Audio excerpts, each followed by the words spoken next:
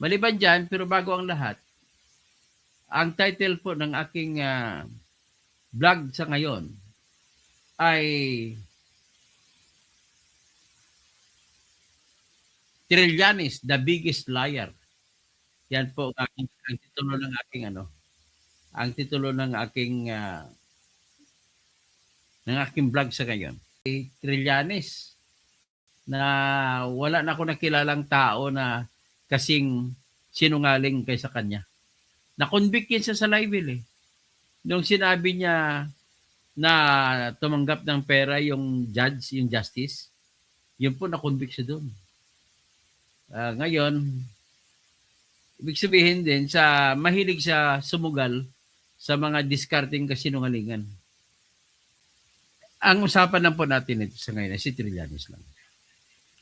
Ladies and gentlemen, bakit si Trillanes? Kasi si Trillanes po ang pinakamalaking pagkasira ang nadulot kahapon sa aking kandidato pagka-presidente na si Sara Duterte. Biro mo, ganito, ang konteksto nito, may bit-bit siya na mga pinagtatago-tago na mga detalye ng mga bank records. Tinatago niya mula pang 2016 yan. Tinatago niya yan. Sabi niya, galing daw yung kay John de Mesa. Ngayon, isa lang masasabi ko muna. Kung totoo yon at nagkaroon siya ng kopya, edi makukulong sila ni John de Mesa na dalawa. Kasi bawal po makakakuha ng detalye ng bangko ng kahit sinong tao. Nilabag po nila yung tinatawag na bank secrecy law. May kulong po yun. Pero nevertheless, hindi naman kumaso sila ni Duterte. Sobrang 10 taon na. Paulit-ulit yan nilalabas ni Trillanes, ganun siya kasi di. Nung Quadcom, successful siya dahil kalaban lamang ng mga ni Romualdez noon ang mga Duterte, ginawan diskarte na makapagtestigo siya sa Quadcom. Nang tumestigo siya sa Quadcom, katabi niya si Laila de Lima. Sa kabila ni Laila de Lima, si Duterte. At nagsalita si Trillanes ng mga patungkol sa mga deposito daw ni Duterte. Katabi niya si Duterte. Naalala na muntik siya batuhin ng microphone. Ano yan, malapit na, matagal na yan. Paulit-ulit na kwento lang. Kung pa may mga kwento pa bilyon na diniposito daw sa bangko ni Duterte. Hanggang sa ngayon, yung nakaraan isang araw, binanggit niya naman uli sa April 22 na hearing ng Justice Committee na naghihiring para sa tanong kung i-convict ba nila si Sara, ay kakasuhan ba si Sara ng impeachment o hindi. So binabanggit niya doon na may mga bank accounts siya. All right, hayaan na muna natin ang bank accounts. Ang titingnan lang muna natin yung kanyang sinasabi na mayroong 3 tag 7 million na dineposito si Sammy Uy o Samuel Kang Uy sa account ni Sara Duterte. 3 7 million. That was 21 million. So 2011 ata to. So ngayon, ang okay na sana yun eh. Pero pinakamatindi doon, binigyan niya ng kulay. At tinawag niya ng masidhi na si Samuel Uy ay drug lord. Diyos ko naman. Sino pinagbabasihan niya? Ang pinagbabasihan niya, yung salita naman ni SPO3 Arturo Las Cañas na dating tauhan ni Digong. At ang isa pang pinagbabasihan ni Trillanes ay yung nasira o nagtatago na Colonel Eduardo Asierto. Itong dalawa po ay nagkiklaim na sa trabaho nila bilang pulis, nagkaroon na sila ng intelligence information na si Michael Yang at si Sammy Oy ay drug lords. Nagtataka naman ako. Eduardo Asierto, pulis, dati na-assign po sa PIDEA. So, ngayon, paano po nangyari na pulis ka, hindi mo na build up ang kaso? Kung totoong drug lord si Michael Yang at saka si Sammy Oy at kung sino pa. So, nananatiling kwento ng kwento. Kung tanungin mo ako, nasa level na po na parang maniwala ako. Kasi paulit-ulit nga ako na narinig. At siyempre pa, sino ba nagkikwento? Kay Eduardo Asierto, hindi ako naniniwala. Kasi ang ginamit niyang basihan, puro intelligence gathering. Alam mo naman, mababa kasi po ang level ng ebidensya, ng bigat ng ebidensya kapag galing sa intelligence gathering. Alam na mga pulis yan. Alam ni SPO3 Las Cañas, alam ni Colonel Asierto yan. Kung nanatiling kwento, paulit-ulit nilang kinikwento, hindi naman nila ginawa noon ang kaso, diyan ako nasasayangan. Kasi kung totoo man yan, sana may naikulong na sana tayo ngayon. Si Sammy Oy hanggang ngayon ay kiniklaim niya na drug lord. Ito po yung akin lang balik na tanong. Trillanes, alam ko na ikaw ay binibigyan ng pera ni Lisa Marcos. Siya ang nagbigay ng pera sa iyo para makatakbo ka ng mayor sa Caloocan City na kahit ikaw ay residente ng Antipolo. Pero, dikit ka kay Marcos. Dikit ka kay Lisa. Isang kalabit mo lang yan dyan mga PNP, PIDEA. Bakit hindi nyo na-operate si Sammy Oy hanggang ngayon? Ilang taon na ba na wala si Duterte? 2022 wala siya. Ano ngayon? 2026? Mag-4 na taon na. Hindi mo pa napahuli si Sammy Oy na dikit ka na kay Bongbong Marcos? O ngayon, baka sabihin mo sa akin, paano naman paano naman mapahuli paano ko mapapahuli si Sammy Oy? Laging ka-jamming ni Bobby BBM. Yan lang po ang unang katwiran ko, pangalawa kong ebidensya na siya ay sinungaling. Na sasabihin niya na si Sammy Oy ay drug lord, pero hanggang ngayon walang kaso, andun sa Davao City, nagninegosyo, malayang nakakaikot. Nagalit tuloy si Manny Piñol, na dating gobernador ng Cotabato Province. Pinaninindigan ni Manny Piñol na si Sammy Oy ay hindi drug lord. Isang negosyante na lehitimo. Si Manny Piñol ay gobernador na 3 term sa Cotabato Province. Mataas ang kanyang level ng kanyang reputasyon. Nung nakaraan, tumakbong pagka-gobernador, muntik nang nanalo ulit. Si Manny Piñol po, kagaya ko, ay dating sports writer. Siya po ay sportscaster din. Nagko-cover yan lagi sa basketball, sa boxing. At nagsusulat siya sa Manila Bulletin noong araw. Ako naman ay nagsusulat at naging editor sa People's Tonight. So,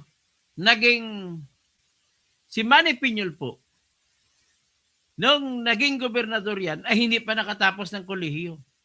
Pero habang gobernador siya, ay nag-aral siya sa Central Mindanao University kung hindi ako magkakamali. At nakagraduate. At siya ay agriculturist. Agriculture po ang kursong kinuha. Sa ngayon, kahit sa privado siya, may farm siya sa Cotabato Province. Sa lupang sinilangan ko. Ako naman sa Timog Cotabato. Siya naman ay doon. Ngayon sinasabi niya, kilala niya si Sammy Oy. Sabi niya, pinanindigan niya na si Sammy Oy ay hindi drug lord. Ito pong another kasinungalingan ni Trillanes. Akalain mo, ang naging kasiraan kay Sara Duterte yun. nung sinabi ni Sammy Oy, ni Trillanes, na si Sammy Oy ay drug lord. At si Sammy Oy nakapagbigay ng 37 milyon kay Sara Duterte. So, ibig sabihin, kung tinanggal mo lamang ang tag na drug lord, wala na sanang problema. Kaya lang, nilagyan ni Sunny Trillanes ng tag na drug lord. Sunny Trillanes, where is your evidence? Tulungan kita. Ako gagawa ng kaso. Laban kay Sammy Oy, meron ka ba? Bigyan mo ko ebidensya. Tutulungan kita, hindi ako nagbibiro. At saka hindi mo na kailangan ng isa pa. Pag binigyan mo ko evidence, I would never need any help from you anymore. Ako na mismo magsasampa ng kaso niyan.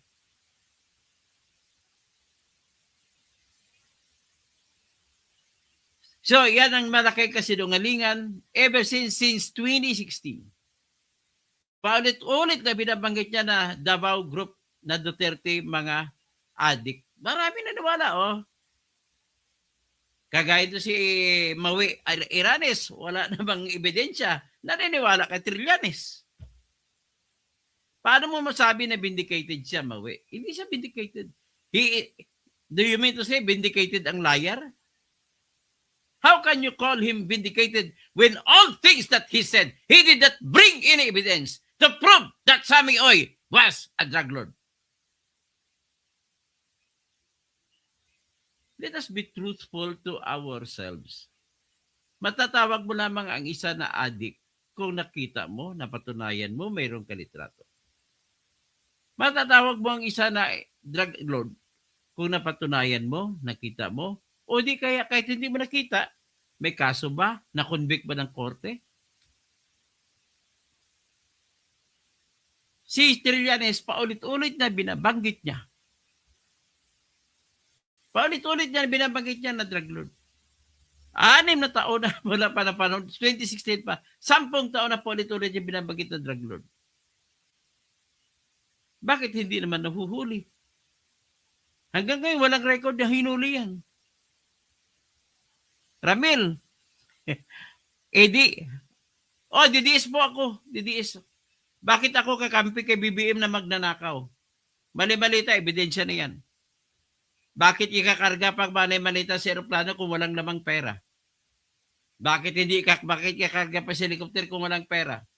At alam naman natin sinong pumipirma ng budget, si BBM lang. Bakit sila nag-away ngayon ni Romualdez? Dagdag ako niyan, ebidensya. Bakit nagsalita laban sa kanya si Saldico? At dami-daming ebidensya. Ang sabi ni Sara, hindi naman ako niwala sa sabi ni Sara, pero pwedeng mangyari na binibigyan ng pera ni BBM si Trillanes. Si Trillanes kasi ito yung tao na walang pula-puti kung gumalaw.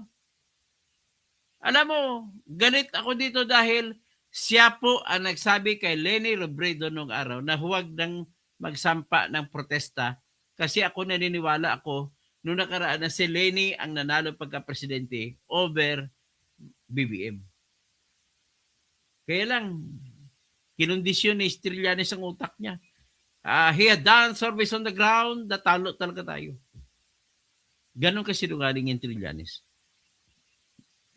Nasentensyahan din siya ng libel sa kaso na inakusahan niya ang Court of Appeals Justices na tumanggap ng bayad galing kay Junjun Binay. Nang inakwit ng Court of Appeals si Junjun Binay sa kaso. Kaya sentensyado siya sa libel. Alam mo, masentensyahan ka sa libel, nagsisinungaling ka. Kasi ang tunay na sukatan ng libel, may libel lamang, 6-2. 6-2 Baplor. Masentensya ka lamang kung libel kung ang facts na sinasabi mo ay hindi totoo. Yung mura, hindi nakakasentensya, hindi libel ang mura. Opinion lang yan. Pero ito si Trillanes na sentensyan hanggang ngayon umaapila pa sa Court of Appeals.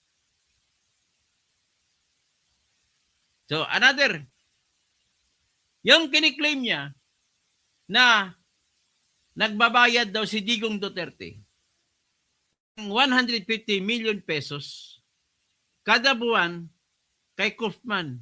Yan pa lang, hindi ka na maniniwala eh.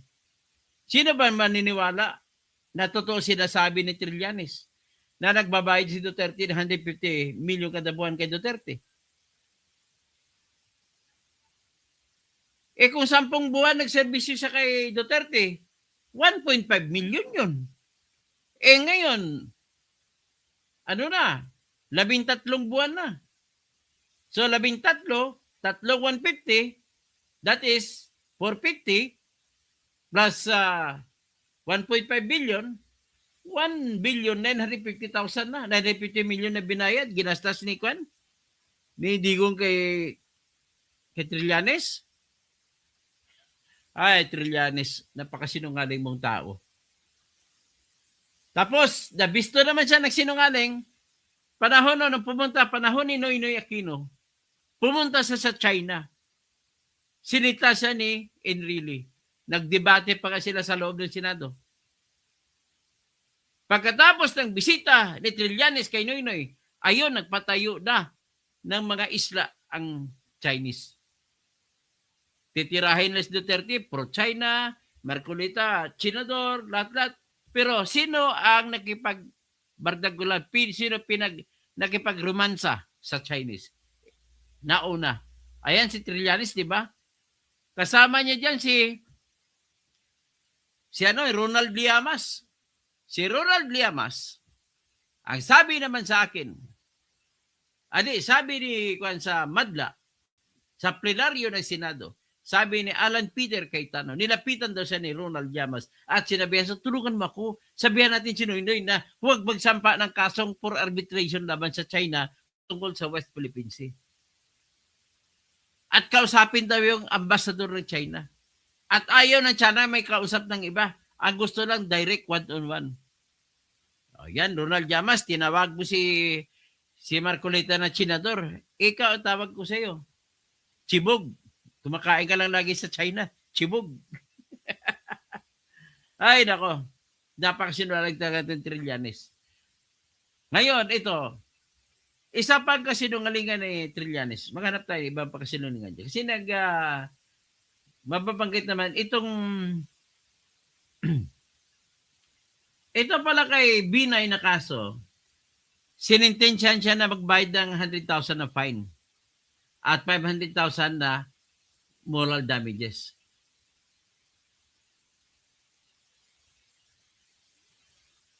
Tapos, nagkwento naman si Trillanes na si Michael Yang naman, sinasabi niya na drug lord dito si Michael Yang, nakasama ni Sammy Oy. Ang basihan niya si Arturo Las Cañas. Madaling pwede ka matempt na maniniwala kasi si Las Cañas ang nagsasabi, tao ni Duterte. Sabi ni Trillanes, si Michael Yang daw ay part ng Davao Cartel. So may lista siya doon, si Charlie Tan, si Sammy Oy, na mga pinoprotektahan daw ni Duterte. At ang kwento ni Trillanes, pumapatay si Duterte at marami kang namatay. Di ba? Sino bang mga namatay sa war on drugs? Di ba mga mahirap? Karamihan? So ang theory ni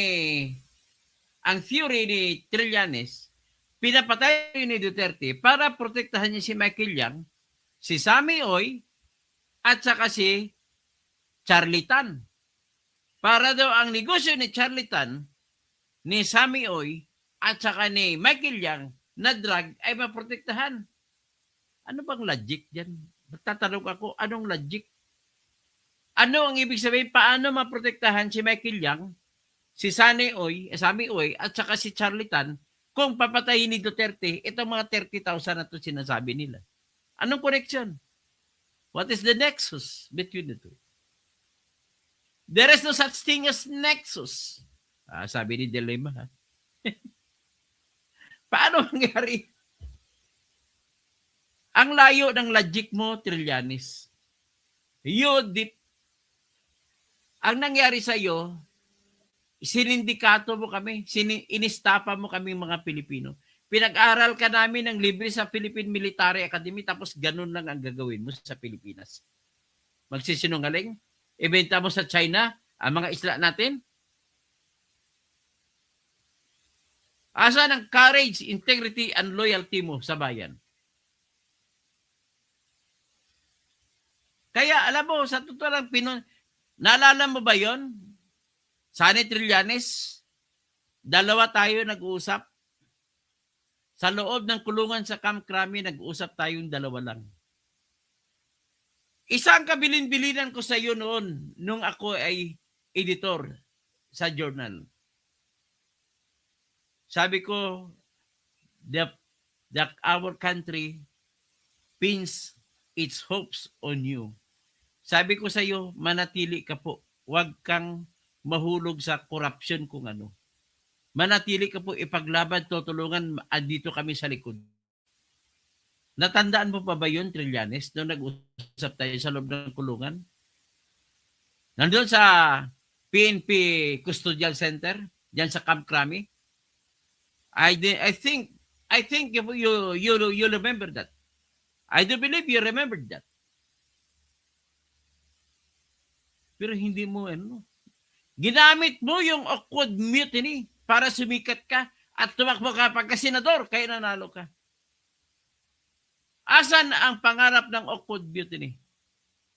Asan ang pinaglalaban ng mga sundalo na kasama mo? Naniloko mo sila. Marami sa kanila na wala ng trabaho dahil sa pagsunod sa iyo. Ngayon, iniwan mo. Kaya, ladies and gentlemen, marami naniniwala kay Trillanes nung kahapon. Nagsabi siya, itong perang ito, 3 pera, 18 na mga transaksyon, kinonfirm naman ng AMLAC na nangyari. Pero, yung hawak ng AMLAC na record, ay wala pong nakasabi kung sino ang tao na nagbigay ng may sa likod na transaction. Sinabi lamang ng AMLAC, yes, nangyari transaksyon. Pero wala siyang alam kung sino nagdeposito. Ang nagbigay ng detalye na nang nagdeposito ng si Michael Asikwan, si Sammy Oy, ay walang iba, si Trillanes lang. Ano ang ebidensya ni Trillanes? Binitbit niya kuno mga bank records. Ano yung bank records? Cheque, manager's check.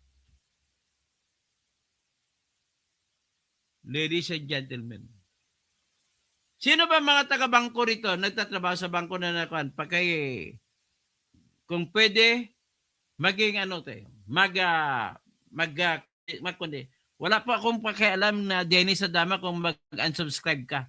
At bakit ka ma-disappoint sa katotohanan? Well, kung kakampi mo si Trillanes, wala akong magagawa.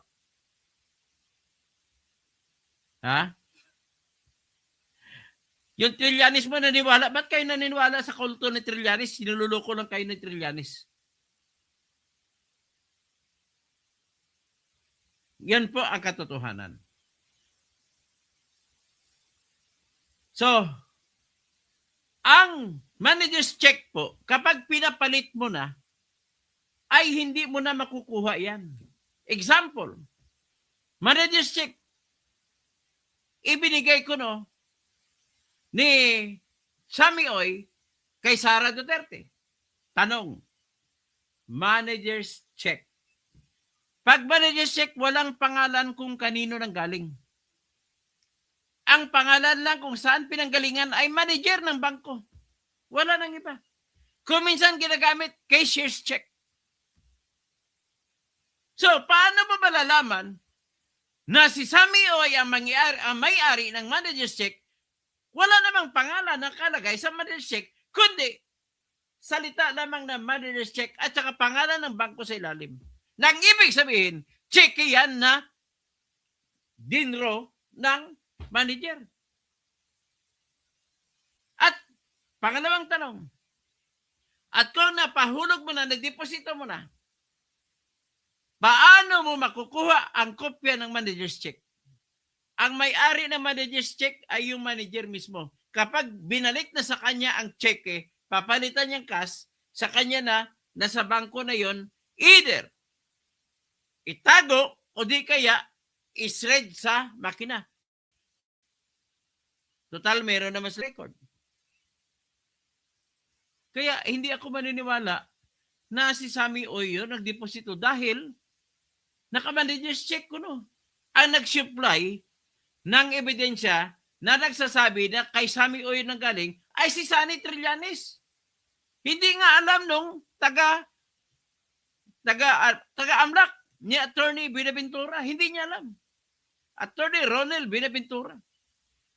Nakonfirma niya lang na nagkapareho na may transaksyon na nangyari sa petsa na yon sa araw na yon.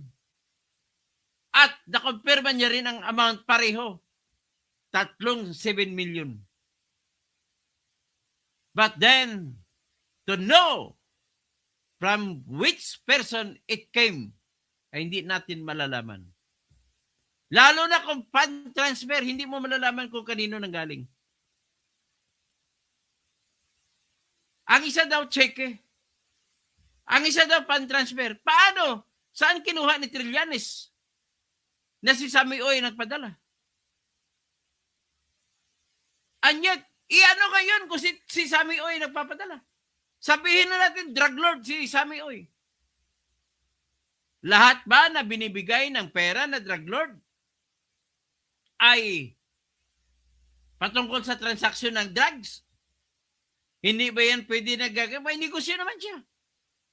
Hindi ba nanggaling sa transaction, bayad niya sa mga negosyo niya? Na kumukubra siya ng mga materyales, mga supply, binabayaran niya, nagbibigay supply sa kanya.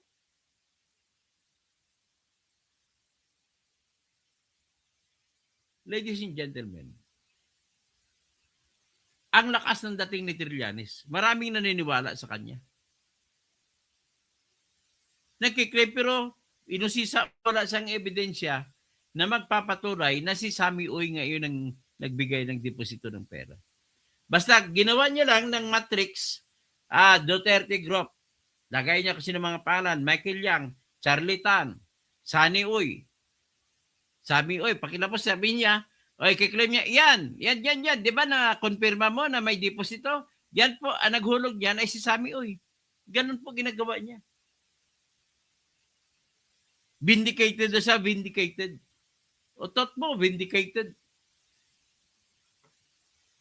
Kakasuhan ka ata ng mga ni Sunny Oy, si Sammy Oy sa Davao, para doon ka doon ka magta-trial sa Davao.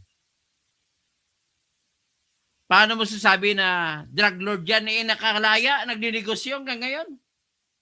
Paano mo sabihin na si Michael Yang ay drug lord? Nandoon sa ibang bansa, ang alam ko sa Dubai, nagdinegosyo rin doon. At ang may-ari ng isa sa pinakamalaki na mall sa Davao, yung NCCC, ay si Michael Yang. Matagal na pong NCCC niyan. Kita ko na mahigit 30 years na yan ang NCCC.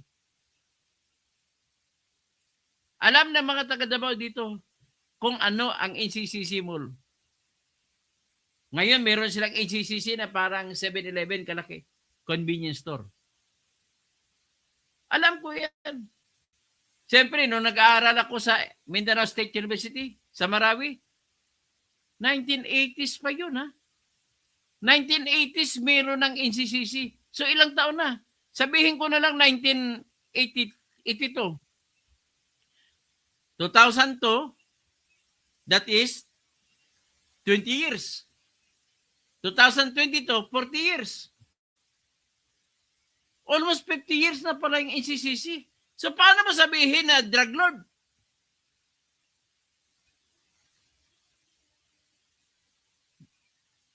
Grabe. Tapos, you want to destroy? Galit ka lang sa mga Duterte? Alam ko naman kinagalit mga Duterte. Hindi ba pumunta ka noong 2016 sa Davao City? Gusto mong tumakbo, nag-anunsyo ka na, tatakbo kang vice presidente at nililigawan mo si Digong, natatakbo ka ng vice presidente Digong. Nililigawan din si Digong ni BBM. Pumupunta rin si BBM doon. Niligawan din si Digong ni Alan Peter Cayetano. Sa tatlo kayo, pinili ni Digong na vice president si Alan Peter Cayetano. Nanalo si Lenny, binuto ko si Lenny. Natalo si BBM, natalo ka. Natalo si Alan Peter. Yan po ang totoo kung bakit galit na galit siya. Tapos kiniklaim niya, habang nandun na siya sa Davao, mayroong isang tao na nagbigay sa kanya ng listahan ng bank account.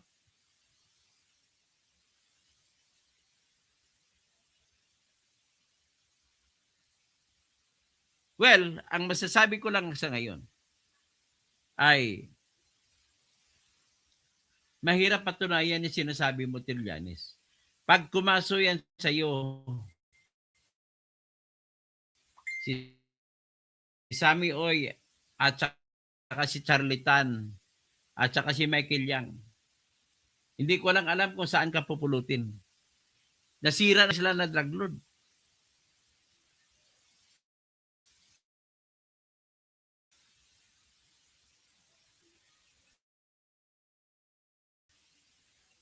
Mahilig ka gumawa ng akusasyon.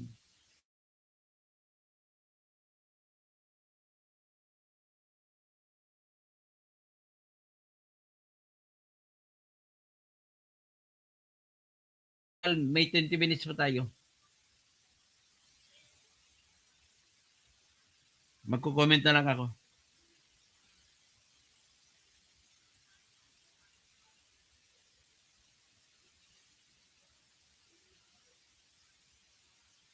$11,634,016. Umpisa natin.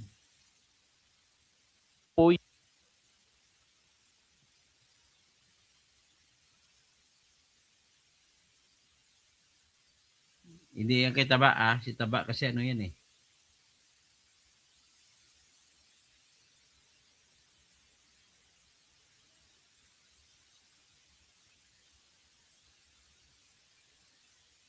Ito in-interview siya ni Leila de Lima. Okay. Noong 2013. Ang pangunahing plataforma ng testimonya tungkol sa unexplained or ill-gotten wealth ng respondent, Vice President Sara Duterte. Tama po ba? Yes, Your Honor. Meron po kayong dalang affidavit? Meron po, Your Honor. Pwede po bang Ikaw mo na. Hoy! Mahiya ka naman. Tulpo ka duma. Idol ba ng taong bayan si Trillanes? Mahiya ka naman. Bakit hindi na nanalo? Laging iwit. Laging sa dulo. O laging nakakuha sa inidoro. Inang beses tumakbo. O yan. Mga troll ni Trillanes ito. Hoy, Trillanes! Ang bahay mo sa Antipolo Hills ay nasa 28 Duhat Street. Mansion yan. Diyan i-deliver ng 18 dating sundalo ang pera mo galing kay Saldico. Talagang ano to? Bahala kayo. Sige. Magkwento kayo kung pabor kayo kontra kay Trillanes. Sige, bahala kayo magkwento kayo. Basta ako hindi ako naniwala sa tao. introduce ninyo? Nandyan na po. May we direct the committee secretary to kindly approach former Senator Sonny Trillanes? Nagbigay na po kami ng kopya ng notarized sinumpaang salaysay sa inyong committee secretary before Kwento mo lang yung Greg Babaran, mananalo pa rin si Sara Duterte. the start of the hearing. With that, we note the manifestation of the Honorable Trillanes. Thank you. Senator Trillanes, yung affidavit niyo po, sinumpaang salaysay, consisting of 11 pages. Di ho ba? Yes, Your Honor. At meron din mga dokumento po kayong inilakip sa inyong affidavit upang patunayan ang statement ninyo dito. So meron po kayong mga annexes dito sa sinumpaang salaysay, Annex A to Annex Q. Tama po ba? Yes, Your Honor. Dala nyo Pa-yes pa itong kawatan na tinungaling.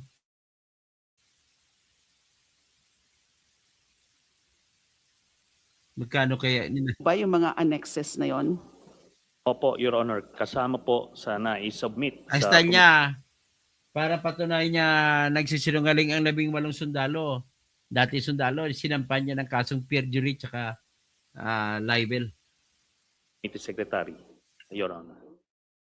We note as well the manifestation of the Honorable Trillanes with respect to the submission of all the attachments. Senator Trillanes, ano po bang balak ninyo? Gusto niyo ho bang basahin ang affidavit niyo? Ang binasa niya, hindi na makatotohanan yan. Leila de Lima. Abogada ka, alam mo yan. Kung ako yung interview dyan, hindi na siya bawal mong magbasa.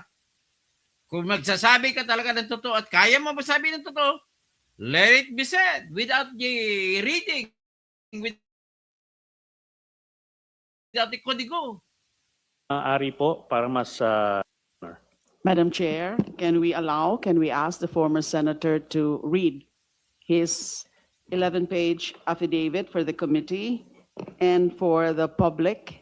At kung pwede po, i-flash din yung kanyang affidavit sa screen para nasusundan po ng mga nanonood.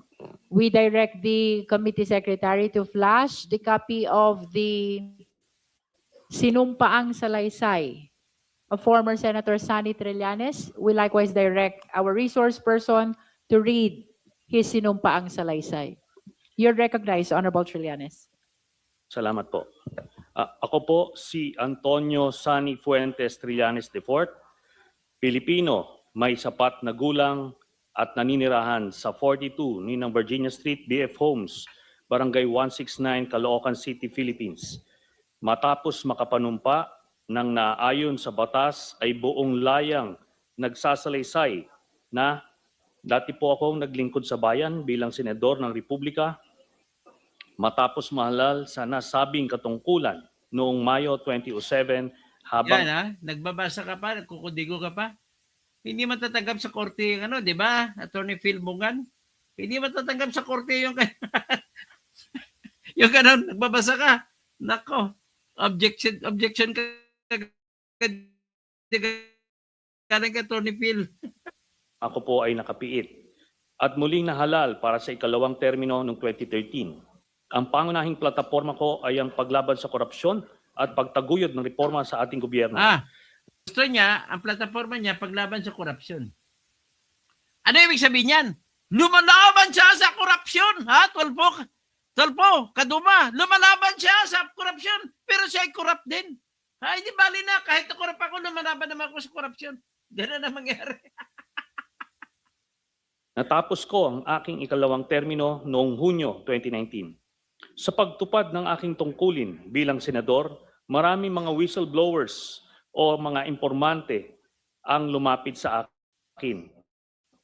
Ang ilan sa kanila ay nagbigay na mahalaga at kritikal na impormasyon tungkol sa iba't ibang isyung may kaugnayan sa pambansang interes na nagamit ko sa aking trabaho bilang mambabatas sa pag-imbestiga at sa pagpatuloy ng aking advokasya para labanan ang korupsyon at maitaguyod ang reforma sa gobyerno. Tao kami, hindi kami. Noong buwan ng Abril 2016, sa panahon ng aking ikalawang termino bilang senador, ang aking opisina ay nakatanggap ng tawag mula sa isang tao na nagsabi na siya ay may hawak ng mahahalagang impormasyon hinggil umano sa mga lihim na bank accounts na nagpapakita ng mga natatago at nakaw na yaman ng nooy kandidato sa pagkapangulo na si Mayor Rodrigo Digong Duterte at ng kanyang pamilya na di umano ay hindi din niya diniklara sa kanyang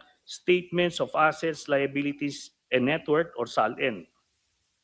Matapos ang paunang usapan sa telepono upang makumpirma ang kahalagan ng impormasyong kanyang tinutukoy, sumang-ayon ako makipag-meeting sa nasabing tao.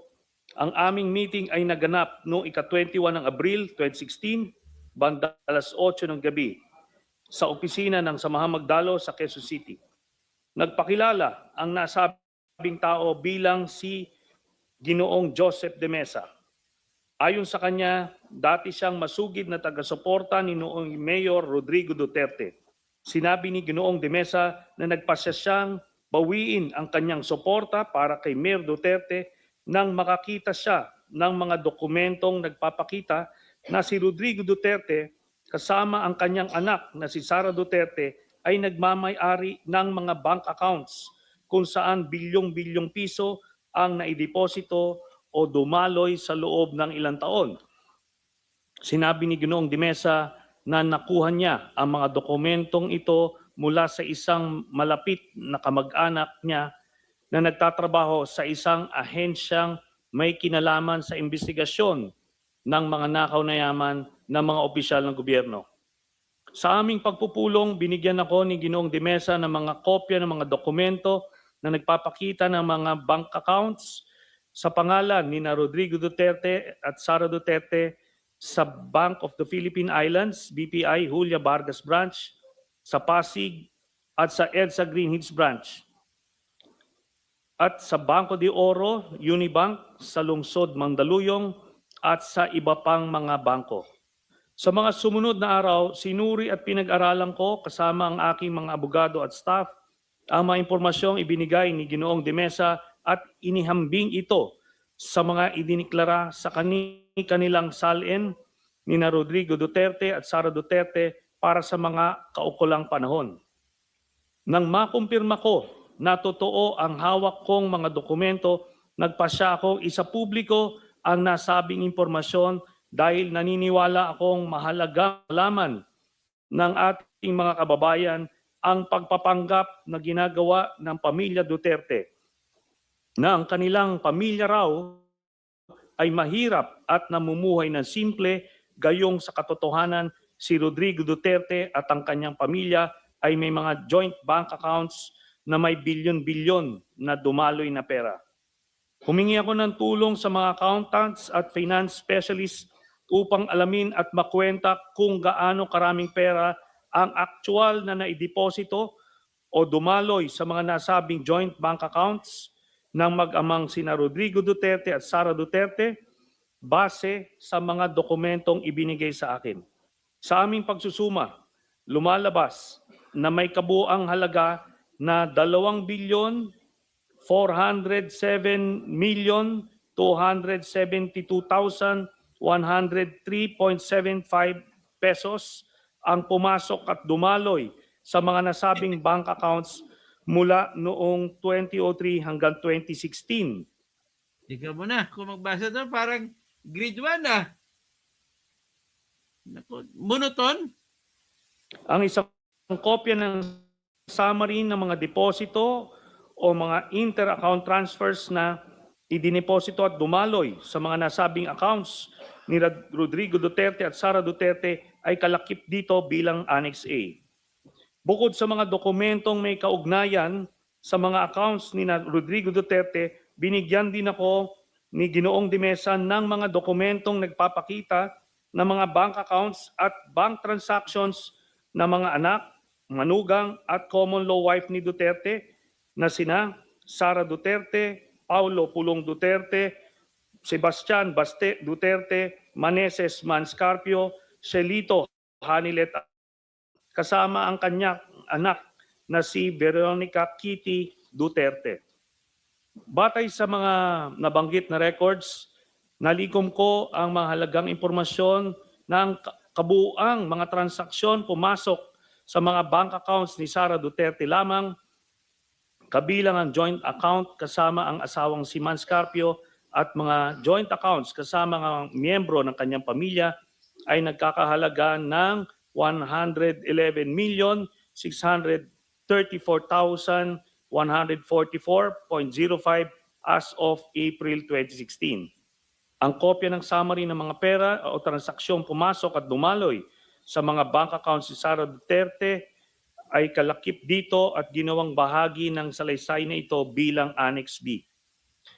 Noong 2016, inamin mismo ni Rodrigo Duterte na una, na totoo na mayroon siyang bank account sa BPI Julia Vargas Branch sa Pasig at pangalawa na nabigo siyang ideklara ang nilalaman ng nasabing bank account sa kanyang salin.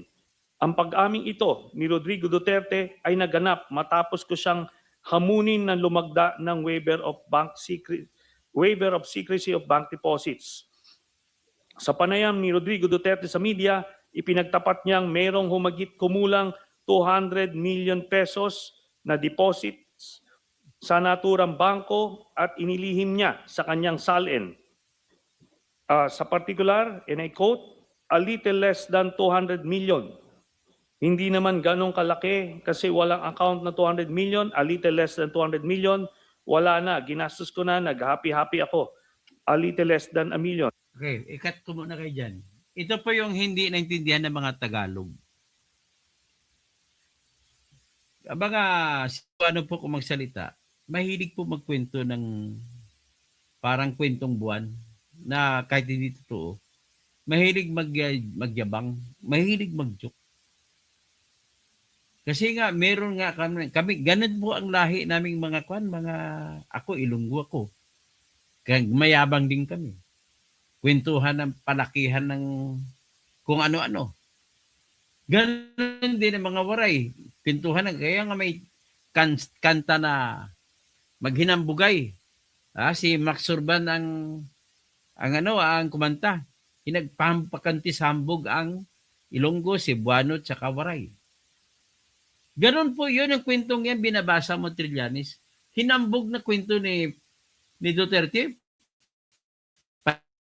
Paniwalaan mo. End of quote, sabi ni Duterte. Ang kopya ng video ng naturang panayam ni Rodrigo Duterte sa media na siyang inilathala ng Rappler sa kanilang official YouTube account. Pero mo, ganon pala kayo mga Tagalog o Bicolano kung magano. Hindi nyo kasi naintindihan ang kultura ng Bisaya. Hindi naman totoo yan. Tanongin nyo mga Bisaya na mga nanonood sa akin. Sino ba maniwala? Ika-29 ng Abril 2016 ay na-download ko at nakasave. Kasi mga kwento na pangpano. Kwento na pangpahappy. Magkakatawanan lamang. Ganon ang ugali ng mga Cebuano. Sa USB at ginawang bahagi ng salaysay na ito bilang Annex C. Noong ika-5 ng Mayo 2016, nagsampa ako ng isang complaint affidavit. Grabe naman. Alam mo, kami ni Attorney Phil Mungan, grabe na ako, naubos ng buhok ko. Nung abogado pa ako, grabe trabaho. Tapos bibigyan lang ako ng kliyente ko ng 20 mil. Kay Trillanes, nagbasa lang ng 11 na pahina na affidavit. Milyon ang kinita. Grabe. Magkano binigay sa'yo ni BBM, ni Sandro, sa pag-appear mo dyan? Milyon. Laban kay Rodrigo Duterte sa Office of the Ombudsman, batay sa mga nabanggit na ultimate and evidentiary facts. Ang kopya ng complaint affidavit na may petsang Mayo 5, 2016 ay kalakip dito at ginawang bahagi ng salaysay na ito bilang Annex D. Noong 2017, sa panahong panunungkulan ni Rodrigo Duterte, matapos suriin ang aking reklamo, iniulat ni overall Deputy Ombudsman Melchor Arthur Carandang na merong sapat na batayan upang ituloy ang investigasyon hinggil sa malalaking bank deposits ni Rodrigo Duterte at ang kanyang mga anak at common law wife na si Hanilet Abinsenya, kabilang na rin si Sara Duterte. Ang printed na kopya ng artikulong tungkol sa nabanggit na pag-ulat ni overall Deputy Ombudsman Melchor Arthur Carandang na may sapat na batayan upang ituloy ang investigasyon na siyang inilathala ng GMA News Online noong ika-27 ng September 2017 na may caption na Ombudsman starts probe on Duterte's wealth after finding basis in Trillanes' complaint, ay kalakip dito at ginawang bahagi ng salaysay na ito bilang Annex E. Bukod pa rito, sa isang public statement sa media, kinumpirma ni overall Deputy Ombudsman Carandang na magkapareho o similar ang nilalaman ng mga listahan ng bank transactions ng pamilya ni Rodrigo Duterte na isinama ko sa aking complaint at mga records at bank accounts ng pamilya Duterte na na-turn over sa kanya ng Anti-Money Laundering Council sa kanyang pag-iimbestiga. Ito ay nireport ng GMA News Online sa isang artikulo na lumabas noong ika-28 ng September 2017 na may caption na Duterte Wealth Documents from AMLAC similar to what Trillanes has, Ombudsman. Ang printed na kopya ng nabanggit na artikulo ay kalakip dito at ginawang bahagi ng salaysay na ito bilang Annex F. Dahil dito, si Overall Deputy Ombudsman Carandang ay agad nasuspinde at kalaunan ay pinatanggal sa tungkulin sa utos ni Rodrigo Duterte. Kaya natigil ang kanyang pag-imbestiga sa mga bank accounts at tagong yaman ng pamilyang Duterte. Ito ay inireport ng Philippine Daily Inquirer sa kanyang artikulong lumabas noong ika-1 ng Agosto 2018 na may caption, Malacanang Fires Deputy Ombudsman Carandang. Ang kopya ng naturang report ay kalakip dito at ginawang bahagi ng salaysay bilang Annex G. Ang mga kopya ng mga summary ng mga transaksyon ng bangko ni Sara Duterte, Rodrigo Duterte, Pulong Duterte, Baste Duterte at ng common law wife ni Rodrigo Duterte na si Hanilet Abansenia kasama ang kanilang anak na si Kitty Duterte ay kalakip dito at ginawang bahagi ng salaysay na ito bilang Annex H, H1, H2, H3 at H4. Batay sa mga nabanggit na records, nalikom ko ang mga sumusunod na mahalagang impormasyon na nagpapakita na si Sara Duterte at ang mga miyembro ng kanyang pamilya, kabilang na ang kanyang ama na si Rodrigo Duterte, ang common law wife ni Rodrigo Duterte na si Hanilet Abansenia, kasama pa ang kanilang anak na si Kitty Duterte, ang mga kapatid niya na si Pulong Duterte at Baste Duterte ay tumanggap ng pera o nag-encash ng daang-daang milyong halaga na mga cashier's checks o personal checks mula sa isang kilalang drug lord na si Sammy Uy. O ha? Saan ang basihan mo para magtawagin mo siyang drug lord? Ha, Mr. Trillanes? Yung mga kulto mo rito, inaaway ako. Ano ang ebidensya mo na drug lord si Sammy Uy? Kakasuhan ka na nga libel nila at Sammy Uy. Nagninegosyo pa siya hanggang ngayon. Nakilala rin bilang Samuel Uy, gaya ng mga sumusunod. On March 17, 2011, nakatanggap si Sara Duterte ng 7,440,846.07 pesos mula sa drug lord na si Sammy Uy. Drug lord ka na naman. Ano naman ang ebidensya mo? Drug lord siya. Kwento na ka na ng kwento ng drug lord. Pwede pa sabihin mo lang kay Sammy, oy, ang problema nito, sinabi ng taga-AMLAC, hindi nila alam kung sino ang taong nagdeposito. Kinumpirma lang ng taga-AMLAC na may deposito na gano'n nangyari sa araw na yun. But there was the confirmation that it was Sammy Uy. Noong 25 October 2011, nakatanggap muli si Sara Duterte ng kaparehas na amount na 7,440,846.07 mula. Napansin mo ba pareho ang amount? So isa, October, November, monthly pareho ang amount. Pakinggan natin bakit pareho ang amount. Magtatanong ka bakit pareho ang amount. Pero hindi ako na drug lord si Sammy Uy. Sa drug lord na si Sammy Uy. Ayun, tinabi mo drug lord. Ang style talaga ni Trillanes yan. Para maniwala tao sa kanila. Ulit-ulitin niya yun. Mga kasinungalingan na inuulit-ulit ay ayon sa prinsipyo ng Goebbels. Manatili, palit-ulitin mo 1,000 times, ay marami na maniniwala sa iyo. And after 6 months, nakatanggap muli si Sara Duterte, April 24, 2012, nakatanggap si Sara Duterte ng parehas na amount, 7,440,846.07. Okay, magtanong tayo. May tanong na ako. Bakit nung binigyan si Sara 3 beses, October, November, tsaka after 6 months, 7,741,000, parehong amount. Bakit? Meron ba siyang binigay na 3? Ba't hinati sa pari-parehong amount kung 3? Isn't it that it is for a transaction? Kasi nga, parehong account eh. Kasi kung talagang hatag yan mula sa droga, ay dapat hindi magkapare-pareho ang amount. Di ba, Trillanes? Oh. Di ba? Paano mo sabihin na galing sa droga yon kung nagbibigay sa ay tatlong amount na pare-pareho? October, November, tsaka after 6 months. Makikita mo, pag may tao nagbibigay sa'yo ng actual na pera na gano'n, pare-pareho ang amount, hiwa-hiwalay. Ibig sabihin po, ano yan? Amortization. O di kaya bayad sa utang. Ay, nako. Okay. Sa sunod natin ipano. Hanggang isang oras na po. Babalik na ako mamaya. Basta yan lang ang pinakapunto ko rito ay nag-imbento lamang ng kwento itong si Trillas. At saka tama ang tanong ni Attorney Phil Mungan. At bakit may butal? Ulitin nga natin. Anong butal na eksaktong amount? Ulitin na natin.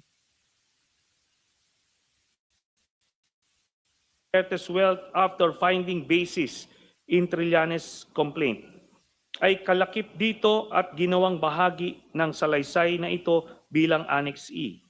Bukod pa rito, sa isang public statement sa media, kinumpirma ni Overall Deputy Ombudsman transactions ng pamilya ni Rodrigo Duterte, ng pamilya Duterte na ito ay ni-report ng GMA News Online 2017 to what Trillanes has. So dito, si Overall Deputy Ombudsman natigil ang kanyang artikulong lumabas ang kopya ng Sara Duterte, Rodrigo White na si Kitty Duterte batay sa mga nabi ng kanyang pamilya, kopya nila at bataang mula bilang on March 17, 2011 na sumusunod la rin isang kilalang tumanggap ng pera niya ang ng kanyang records na likom HA na ito bilang Annex H, H1, H2 dito at ginawang bahagi ng salaysay bilang dito at ginawang bahagi ng salaysay bilang dito at ginawang bahagi ng salaysay saksyon ng Bank Baste Duterte kasama ang kanila ito before na mahalaga ang mga ang kasama Duterte na sila rin bilang Samuel Uy gaya ng mga sumusunod. Yan na, screenshot ko. Screenshot nyo na. Tama yung tanong ni Attorney Phil Mungan.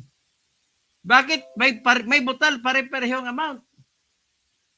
March 17, tapos October 25, parehong 2011. April 24, 2012.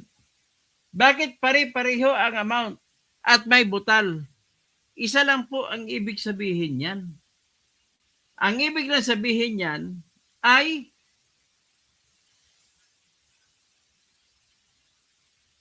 bayad yan, amortization, may transaction.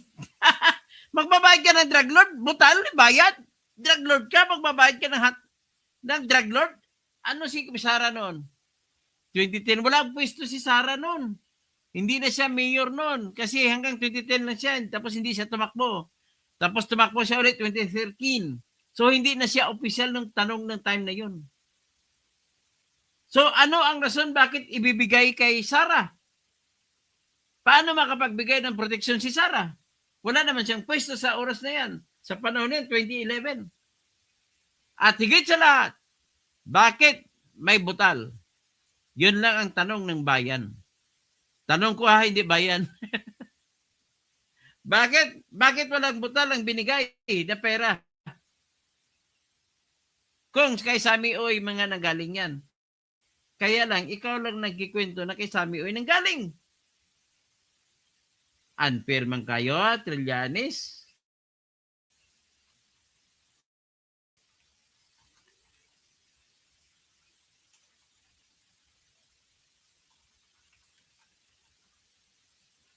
Ay, nako.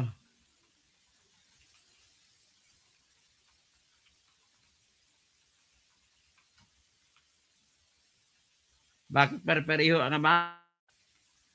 At bakit pareho? May mga butal. Ibig na sabihin po, pag may butal, transaksyon yun, negosyo yun. Diyan lang nagkakatalo. Halimbawa, umutang, bumili ng bahay si Sami Oy. Nang bumili siya ng bahay, sabi niya 3 gives. O hatiin sa 3 ang amount. Kaya nagkabutal. Ibig sabihin, hindi po yan droga. Ang layo. Meron bang installment? Bibili ka ng droga, installment. O di kaya meron bang hatag, installment? Tapos to the point na may mga butal-butal? Ay, nako. Oh, ano na yan, mga kakampi ni Trillian.